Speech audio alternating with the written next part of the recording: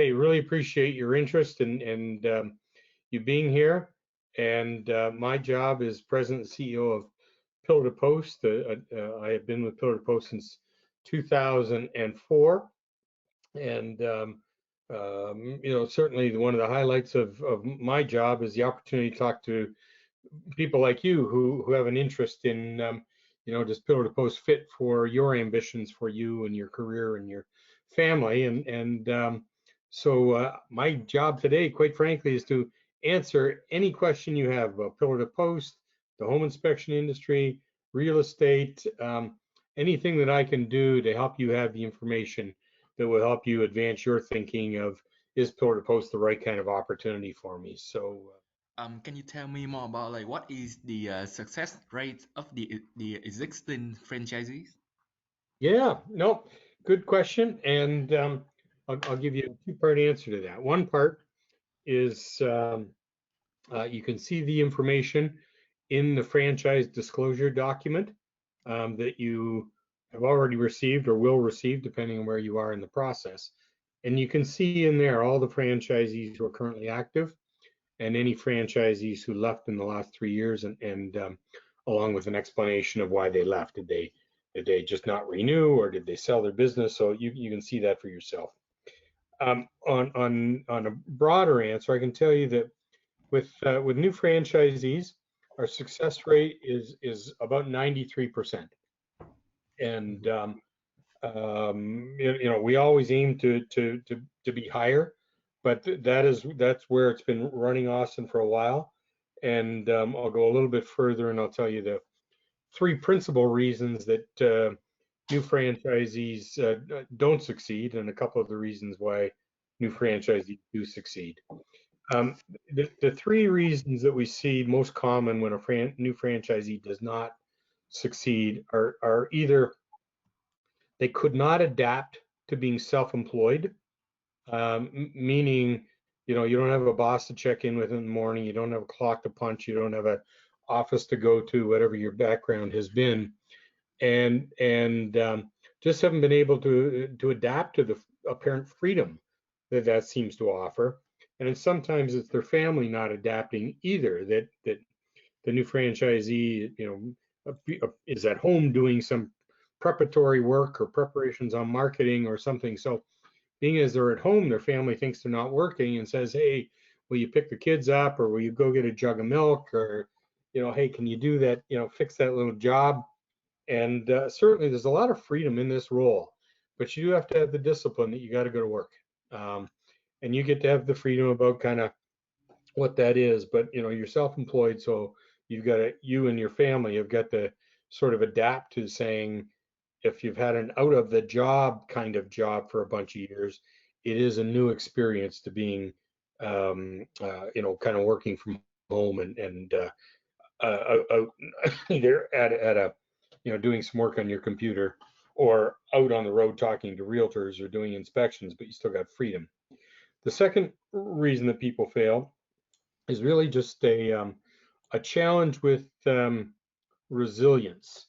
And you are both doing this for some reasons that are important to you and your family. So you're looking around at, what do I want to do with the next part of my career? And that's why we try and be as thorough and as transparent with you as we can be, so that you can evaluate whether this is the right kind of opportunity for you. And part of what it means owning a Pillar to Post business is you have a couple of important jobs. One is you are an inspector, and you have to do good inspection. We can teach everybody how to, or we can teach most people how to do that. And then the second thing is you are a business owner, and you need to go out and get customers. Small business ownership is not a smooth road. That's one of the reasons that a Pillar to Post franchise can put it together in such a way that it reduces risks and gives coaching and provides a lot of support to somebody starting up. But you still got to go out and do the work. And if you sort of get knocked down, a couple of times, and you talk to a realtor and they say, oh, don't bug me, I already have an inspector. Or you get to an inspection and you get through a bunch of it, but you run into something that you haven't seen before. Those are all fixable things. I mean, what that realtor really means is not right now.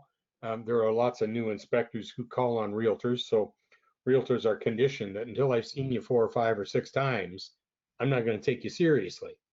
So, but if you don't have the resilience to say, after that once or twice, they don't automatically do a booking with you. That's just kind of the resilience you need to say, hey, I'm staying at this. I got big goals for what I want out of my business, for my family, for me. And this is just the stuff I got to do. Or you'll always find something on an inspection you don't understand. That will go on your whole career. But it is not a setback. You just tell your client, I will complete the inspection. And here's something that I just want to check with one of my colleagues about. So I'm going to take a picture and I'll be back to you tomorrow with the follow-up. So it's having that sort of resilience to adapt and recover from any kind of setbacks that happen in the business. Maybe your business starts a little bit slower than you planned on. So how do you have that resilience? And that's what we find is one of the reasons that people do succeed is they hang on to their goals with just a passion. And so they just know that they're going to achieve that goal and they're going to do what it takes. So if I have to go back and speak to that realtor, another 5 times, and I'm going to go back and speak to that realtor 5 times. And our system teaches you how to do that. So you're doing it in a very professional, value adding way. Um, and so that ability to get up and keep going toward your goals, or just that thoughtfulness to be able to say, well, I don't know everything about inspection. I perhaps never will, but I know a lot. And the work I do is really good. But I know I've got resources around me and other people at Pillar to Post to help when I run into something that I don't understand. As long as you got that mindset to sort of be resilient and use the resources, then you can overcome anything. And then the third reason that new franchisees don't succeed, and this is the one that just befuddles all of us at Pillar to Post, is they choose not to follow the program. And it's befuddling because we are as transparent as we can be about what it takes to succeed. We're as honest and direct as we can about the programs that are here, especially as a new franchisee. Everything is prescribed, is based on 28 years of experience and over 3 million inspections and nearly 550 franchisees out there. So a new franchisee gets the benefit of all of that history and we have a playbook for everything. So, how do you get started? And then a new franchise, we share all of that. We have this kind of conversation, a lot of discussion with the recruiters that you're working with in terms of Austin, you're working with Daniel, and Rahul, you're working with Brenda.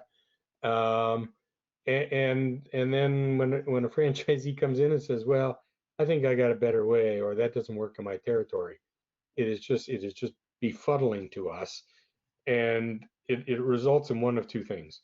It results in either the franchisee 6 to 12 months later saying, oh my God, what I'm doing isn't working. And they get back on the plan and they've lost 6 or 8 months, but they get back on the plan and they're successful. And that's the ones we cheer and celebrate for sure. And sometimes they get to 8 or 10 months and say it's not working and abandon their business. And that's just a heartbreaker to us. So long answer to your question there, but that's a really good question given where you're both at in your process and looking to understand.